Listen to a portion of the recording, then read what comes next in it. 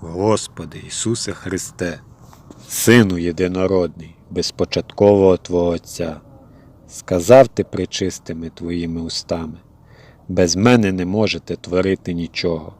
Господи мій, Господи, з вірою прийму в душі моїй і серці Твого сказане. Припадаю до Твоєї благості, допоможи мені грішному, щоб Ти сам почав і завершив те, що я жадаю чинити. Для цієї надії належить читати святе Євангеліє кожного дня, говорить Христос.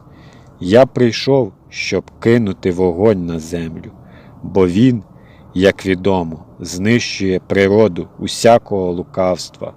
Євангельська проповідь, немов вогонь, розгортається і очищає та знищує гріхи віруючих.